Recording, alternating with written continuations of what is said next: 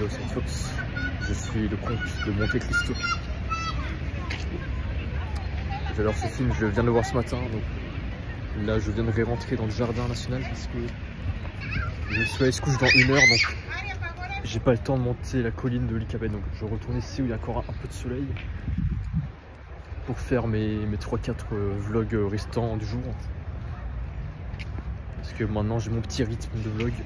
Je poste tous les week-ends, je fais je sais pas, 10 vlogs par jour. Donc voilà. Donc, le sujet de la vidéo maintenant, c'est comment faire la première boîte de production d'Europe. Donc comme Netflix ou Disney. Genre un truc qui automatise la production de films et séries et groupes de musique, enfin clips de K-pop. Ça serait de l'Europop. Je sais pas si je passe par là ou est-ce que je vais descendre vers là. Non, je vais là. Avec un clip de musique. Je sais pas du tout comment faire. Enfin, déjà il faut des relations dans un premier temps, donc faire des vidéos avec d'autres gens. Enfin, que je m'entraîne à... Enfin, voilà. J'aimerais être le directeur de la boîte, donc que je m'entraîne à organiser l'événement, à trouver des gens, trouver les relations, trouver, enfin, répartir les rôles, qui fait quoi, qui monte, qui cadre, qui est acteur de la vidéo. Voilà, très beaucoup. Je mets en avant. Ah ça c'est un noisetier, je reconnais. Le noisetier, il y a plein de petits troncs comme ça qui poussent par terre.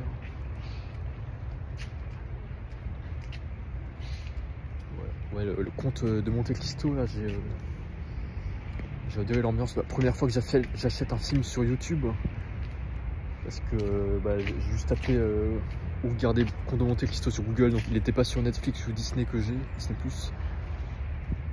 Il était sur Canal+ ou YouTube, ou je sais pas, donc justement... depuis longtemps je voyais passer sur YouTube que tu pouvais acheter ou louer des films. Donc là j'hésitais à l'acheter 14 € ou le louer 5 €. Donc je me suis dit non, j'aimerais bien le revoir plusieurs fois parce que si tu le loues tu peux le voir que pendant 48 heures. Enfin bon, même si je pense pas vraiment le revoir, mais j'aime quand même pouvoir, s'il y a une scène qui m'intriguait, j'ai envie de la revoir juste quelques secondes, revenir sur le passage et regarder quelques minutes, enfin, comment ils ont fait. Je sais pas comment ils ont fait les décors, le casting, le scénario et tout. Du coup je l'ai acheté, donc 14 € sur YouTube. Enfin bon, c'est le prix d'un mois de Netflix. 14 €. Mais ouais, première fois que j'achète un film sur YouTube, les films français, enfin là j'ai vu j'ai vu le matraquage marketing médiatique avec toutes les vidéos de Pierre Ninet. Donc, Pierre Ninet aussi, il a fait une vidéo dans Hot Ones, c'est Studio Bagel sur YouTube, où il mangeait des sauces pimentées, enfin des nuggets avec des sauces pimentées. Et justement il parlait un peu de son rôle et sa vie. Donc moi j'ai déjà dit dans mes vlogs que moi ça me touche beaucoup le fait de vendre quelque chose à l'oral, donc le fait de présenter quelque chose, de parler de quelque chose. Donc les présentations éloquentes, charismatiques, ça marche bien sur moi.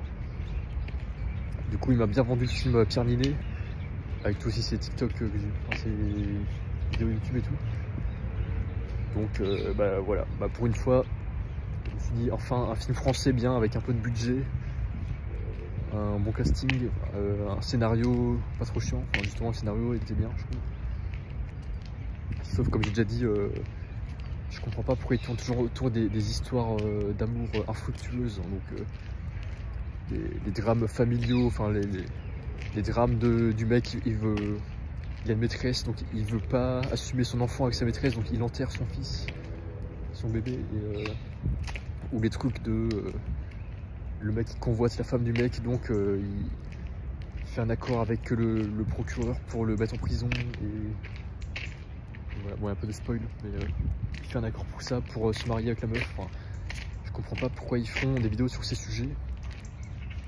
Et pourquoi ils montrent pas l'exemple, pourquoi ils font pas des films sur des mariages fructueux, donc des mariages sains, enfin des couples sains, où t'as pas de problème avec d'autres individus, t'es bien en place dans la société, où les acteurs, enfin dans le scénario, enfin les personnages, ils sont bien dans leur couple, et à la fois bien dans la société, donc il n'y a pas de problème de tromperie ou de convoitise.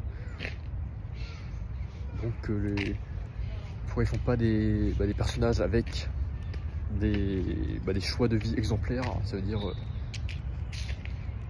dire des mariages d'amour, donc ça veut dire que tu es quelqu'un de respectable, tu as fait des bonnes actions, tu as mis du temps à choisir la bonne personne.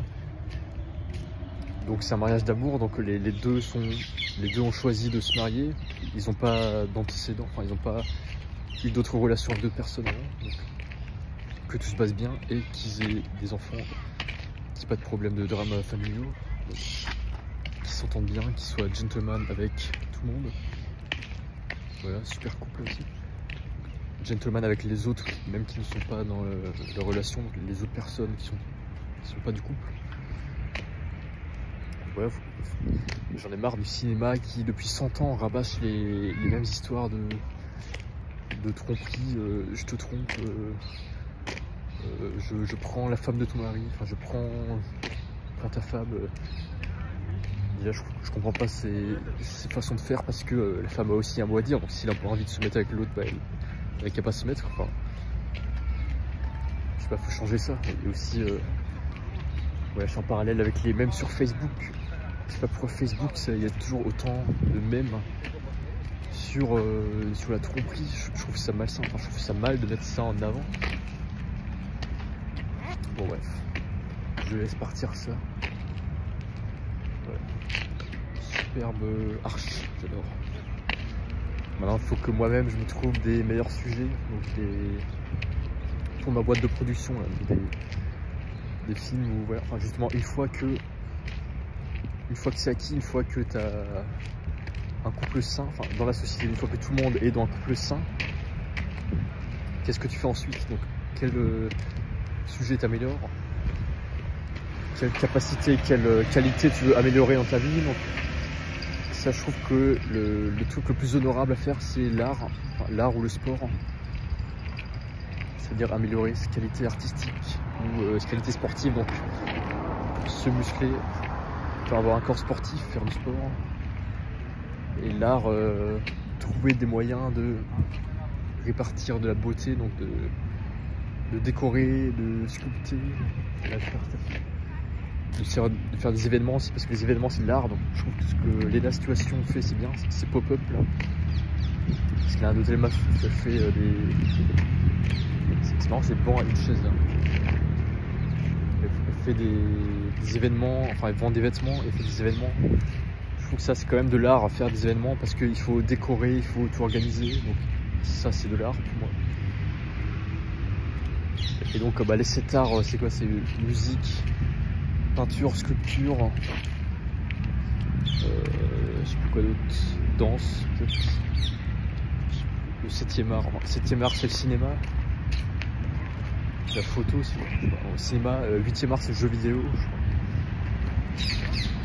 Et voilà, donc surtout art visuel, art auditif, donc musique, peinture, la danse, donc art kinesthésique, c'est ça qu'on dit? Kinesthésique, comment on dit ça? Art qui concerne le corps. Je sais plus. Ouais. Voilà. Bon, c'est un peu froid là, on est en décembre, hein. Mais super allé. J'aimerais bien faire un petit film, là. Il me faudrait des acteurs.